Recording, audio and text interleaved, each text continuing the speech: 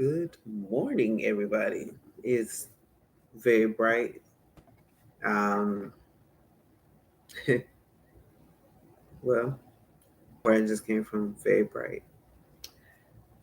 This is probably later than most people would have pictured me to do, but I will say that this is a very good time um, for me for today, anyway. So without further ado, I have prayed, I have meditated, I have read my scriptures, did my things to get me ready.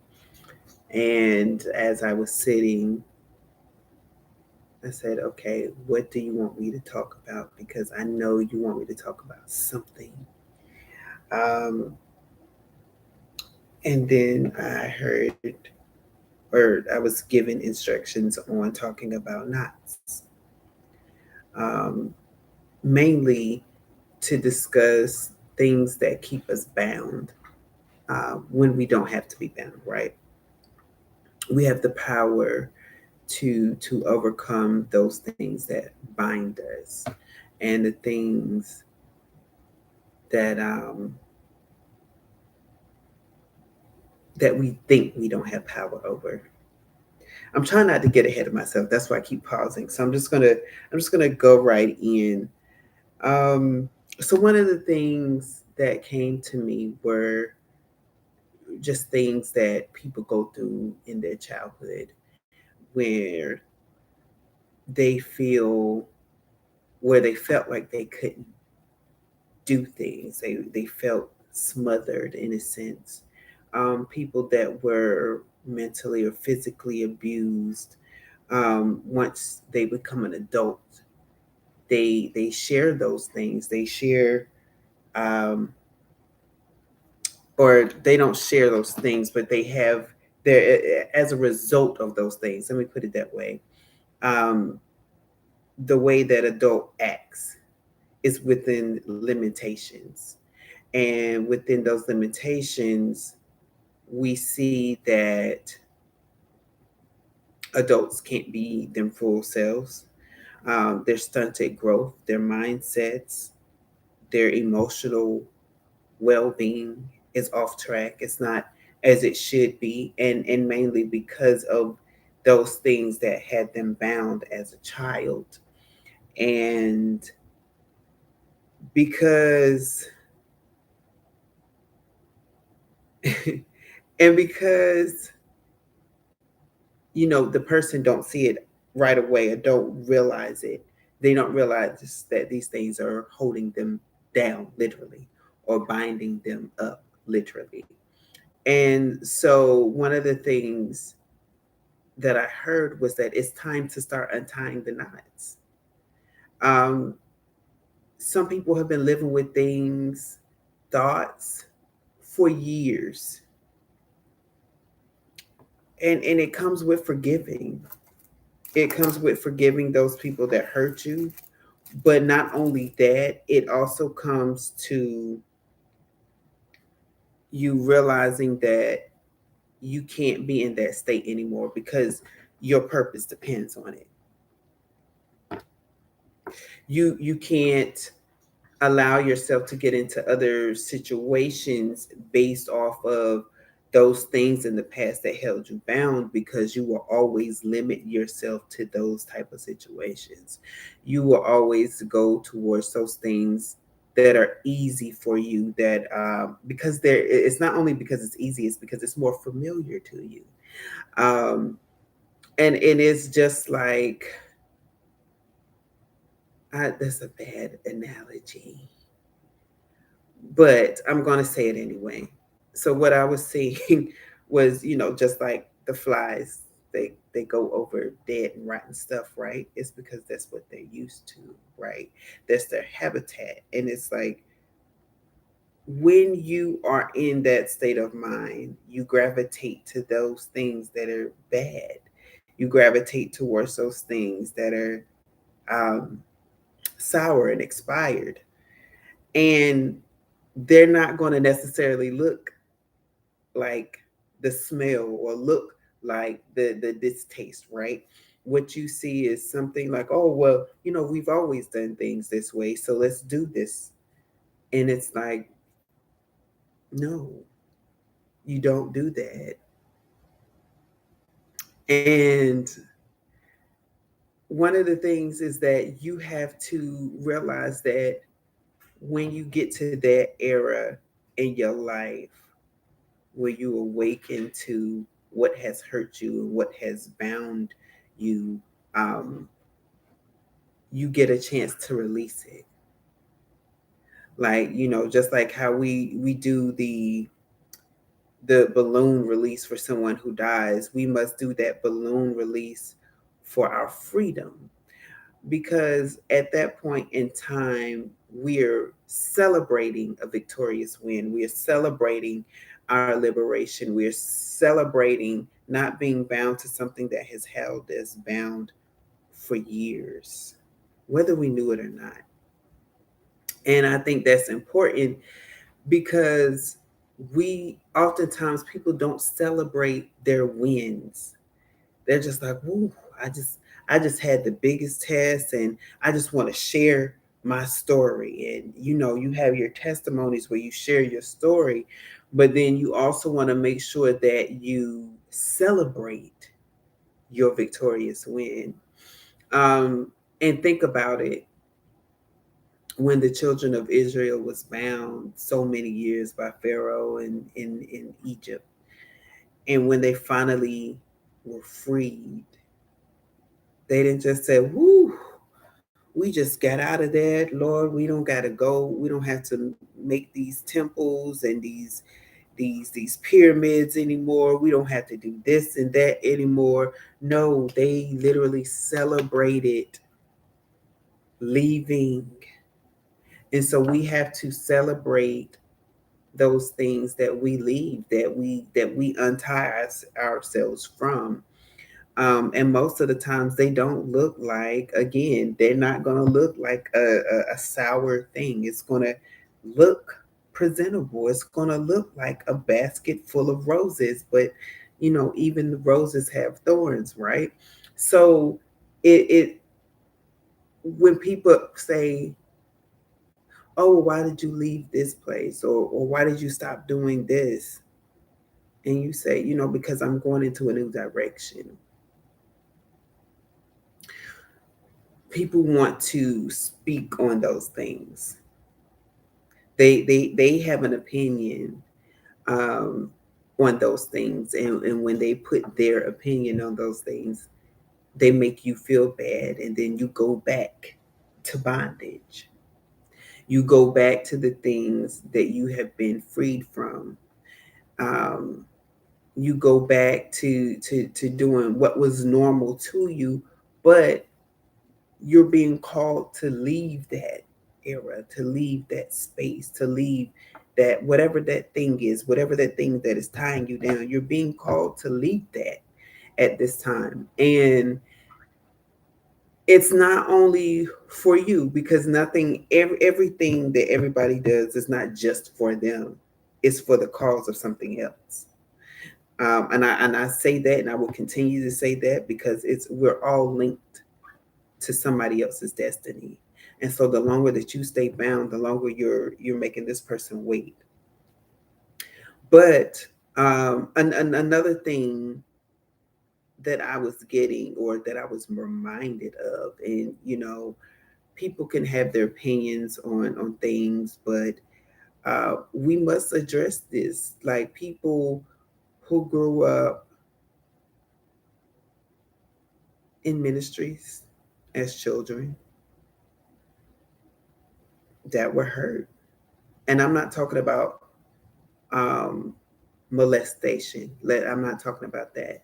That has happened in the church, right? But I mean, being hurt in other ways, being talked down to, being yelled at. And there's so many preachers that I've seen onto television that's doing that.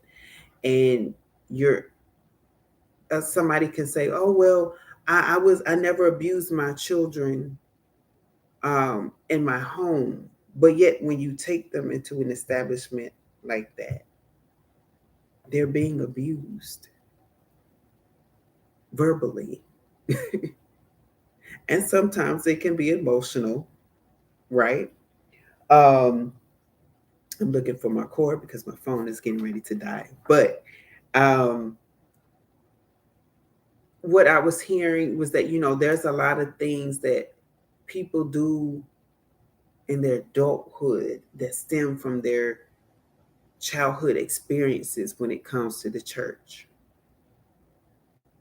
And you wonder, oh, well, I remember when all the kids of the church used to sing and used to do this and used to do that. And now I see them doing X, Y, and Z. And Lord, I wish somebody would talk to them. I wish their parents would pray and stuff. And you don't know what somebody's parents is doing. You're just talking out of your mouth, out of your neck, as the younger folks would say.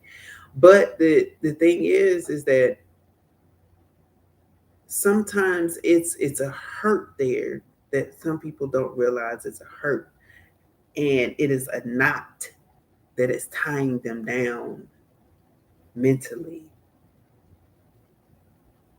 emotionally, spiritually, because people have allowed these things to happen over and over and over and over again, depending on how long you stayed in the ministry, depending on how long you stayed in that situation. And when the child doesn't have a chance to express or get that out, it grows. Whatever that seed became, it became it in its entirety. As the child grew, so did that thing grow. However, as an adult, when you recognize what that thing is, you can free yourself. You can chop down that thing. You can untie that thing. You can burn that thing. You can do whatever it is to get that thing off of you. But you first have to recognize that it's there. And some people don't. And there's that saying that hurt people. But I'm going to even take it a step further. Hurt people only because they don't realize that they are hurt. Some people don't realize it. Some people do things because, oh, this seems right, or I was always taught that this thing is this and we should do that, and it's like, no, that wasn't right. It was never right. So the fact that you continue to do the thing lets us know that you're doing something um, out of pain. You're reproducing it because you're familiar to it. And the church like to use that thing, familiar spirits. Well, that's a familiar spirit. If you're so used to being yelled at, and as much as you hate it, you subject yourself to being yelled at on your job, in your friendship circle, in your church, wherever you subject yourself to it, and although it rubs you the wrong way, you do nothing about it. You sit there and take it. It's because you literally have been trained to take it. You've literally been trained to be bound to it and just accept it as a normal thing, when everything inside of you was telling you that this is not normal, when everything inside of you was telling you that you do not subject yourself to that type of living. And if you don't cut it off, you will always do that, and you will always be mad, and you will always find yourself in situations and ask yourself, how did I get here?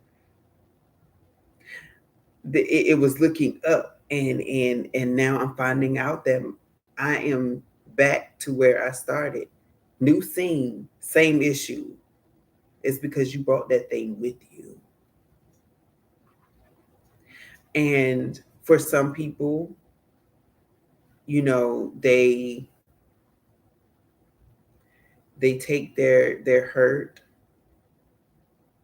they use it, they turn the hurt into liberation, and they become powerful. They use it as fuel, right? The only thing is you're still holding on to it. You're still allowing that thing to fester inside of you. You're still allowing the hurt that you received to control you, because whether you know it or not, you're doing the exact same thing that somebody else did to you. The only way to get rid of hurt is to truly let go. And when you truly let go of something, you don't look back at it. You don't pick it up and rub it. You don't say, "Oh, I'm gonna take a piece of this because it's a reminder of where I came from." No, you know where you came from. You don't need to be reminded of your abuse. That's mental trauma. And so we have to let it go. We have to be liberated. We have to understand that what's before us is greater than what we left behind. And so, you know, a lot of times people have ran my name through the mud, have lied on me. And although that's a pet peeve and it's the quickest way to anger me, I'm not even gonna act like that doesn't bother me, but that is the quickest way to anger me is to lie on me.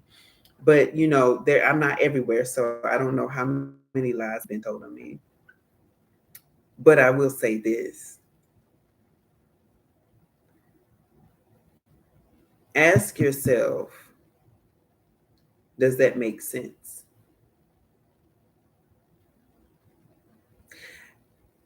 If someone lies on you and they have so much to say, but yet you notice that they don't bring it up in front of the person,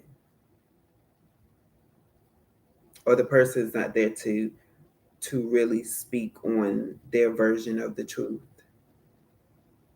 is it really legit?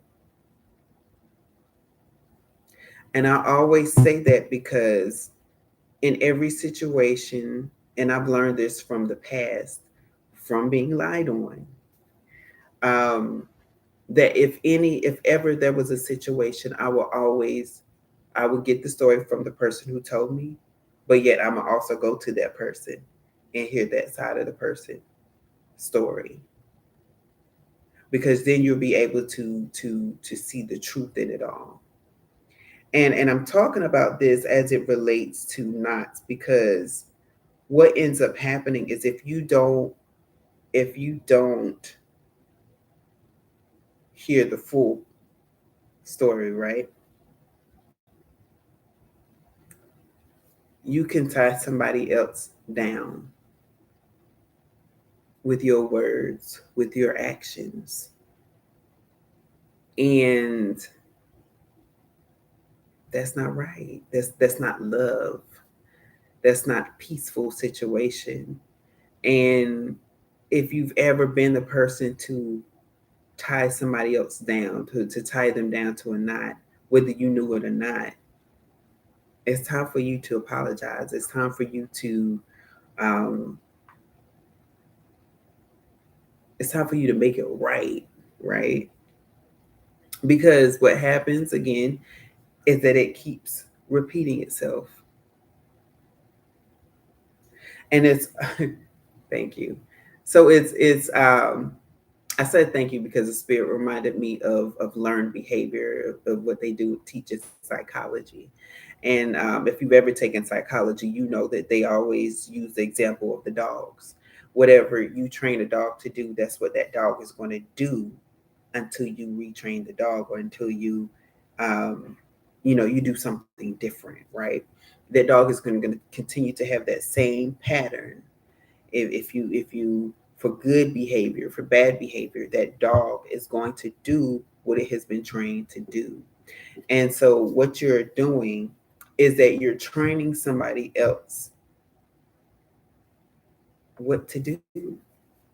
good or bad. And if someone is lying on someone, obviously that's bad, right? And what happens is that,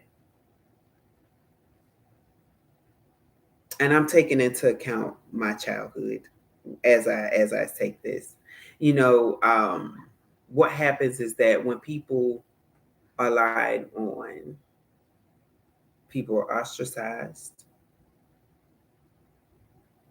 They're not welcome into a lot of spaces, and because people are ostracized, people stop learning to trust other people. Right? People come back and they take on many things, group presentations. They take on that task by themselves because, again, they can't trust anybody. Um, and if you can't trust anybody, you're constantly in a state of anxiety because you don't know who you can trust or who you cannot trust, all based on a lie. And there's so many other examples out there that can lead to other different things, but I just wanted to give you that as an example as to what happens when people lie on you, when you're subjected to lies, right? And the best way to heal yourself from that is to take that lie, crush it, and release it. Give it to God. Those are the pains. Those are the things that you give to God because, these things happen to me, right? But I release them because it's not my battle to fight. Because you said that you will fight my battles, and this is a battle that I battle on the daily. That I need you, oh God. That I need you, Holy Spirit, to fight them for me because I can't do this. Because these are some of the knots that have me bound down to the things that I cannot do, to the things that I don't want to do. There we go. And I can't serve you the way I'm supposed to because I am bound to these things. And God will take on that battle and will free you. But the most important thing is that you have to recognize what you're fighting, what you're being bound to, what things you need to be loose from. And when you do, you can pinpoint that thing. Pinpoint, God, please heal me from the hurt of the lies of men. Please heal me from the negative thoughts that resulted um, from the lies of men. Please heal me of, I don't know, suicidal thoughts or the drug abuse, the alcohol abuse, the sexual abuse, from that of the lies of men. And it's important to address these things because remember, our words hold power. So when a person lies on someone, when a person speaks their mouth negatively on someone, it's as almost as if you put a spell or a curse on them, especially if it's not true. And because it holds so much power, that's where the bondage starts to take place. And then sometimes somebody could be physically bound based off of the words of someone else. And again, it's all because of this mouth.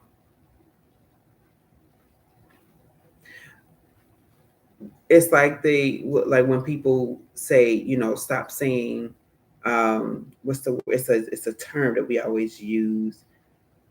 Um, oh gosh, it's like, oh, I died with laughter. Stop saying that. Stop saying that, or you will literally die of laughter.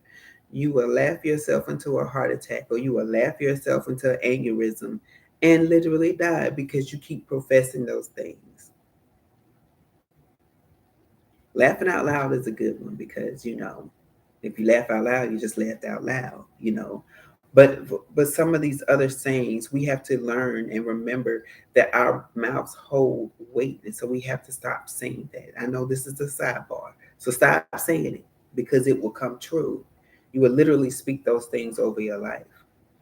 But as it pertains to bondage, speak your freedom. There's prayers that I would pray, Lord, um, loosen the bonds that was placed on me that I didn't know was there. I bind up any negative tongue that was spoken over me and I send it back to the sender. I bind up any evil thought toward that was sent towards me, that was thought about me, and I send it back to the sender. I don't want any part of it. I pray for protection over myself. I pray for peace over myself. I pray for love and joy into myself because I don't want to walk around in bondage. Those things bind you and those things are hard to break off. And how many, if you've ever watched a scary movie, when a person was in pain or had very extreme emotion like anger or pain, it usually depicts them as this horrid ghost that lingers because it wants revenge. You don't want that to happen to you. Not saying that's going to happen to you spiritually, but you don't want to have that in your mind, going through your mind.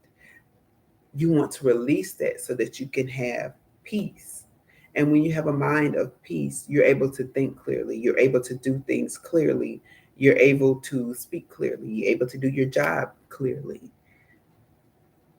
Some people are in the same position, in the same job for years and years and years because they don't grow. They say, "Oh, well, I got this job and I'm comfortable where I'm at. I don't think I want to move forward, so I'm just going to stay here." And people say, "Well, how could a person work at a job for over up 10 years in the same position?" It's because they became complacent. It's because they stopped seeing that they can do better. Start seeing that you can do better so that your life can improve. Yes, you can get a raise in that same position. But if you know that you can do better, be better, live better. That's all I'm saying.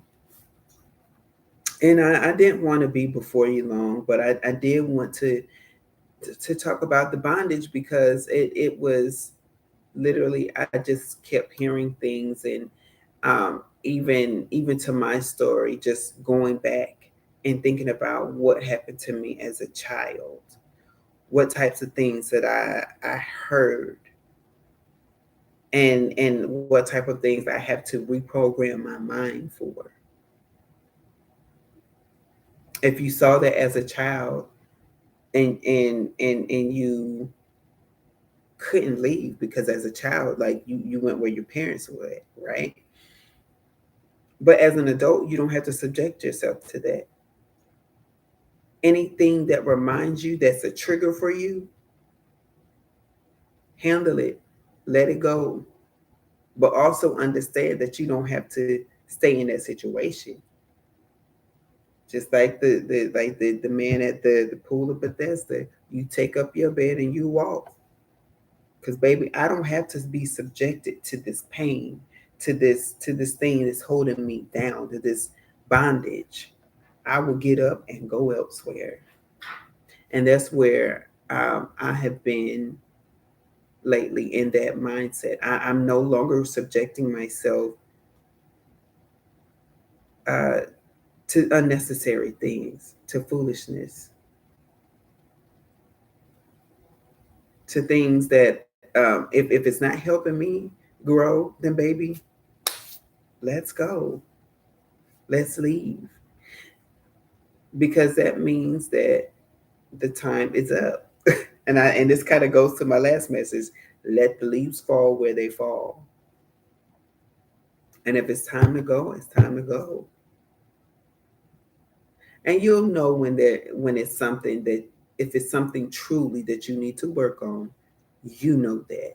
So and don't, because what you don't want to do is try to act like and play the victim role, because that's not cute. Playing the victim is, it shows no growth. It shows your limits. It shows how complacent you are. But when you know that it's time to separate, it's time to go, it's time to leave, it's time to do newer things, different things. Do them, because that means that you have done some sort of work where you see that your those knots that was had you bound is loose, and loose enough for you to get up and go, loose enough for you to shake them off, kick them off, run away from them, and do something new, do something better, do something for you, do something positively for you. So definitely look for those knots. If you see that those knots are loose, I hear that song, shake yourself loose. Shake yourself loose. Don't be subjected to bondage, whether it's physically or mentally or spiritually in some cases.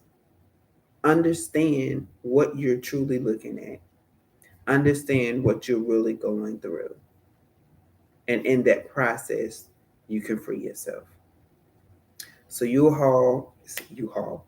all have a great rest of your day. It is very, very early. So if you're sleeping, I hope you had a great night's rest.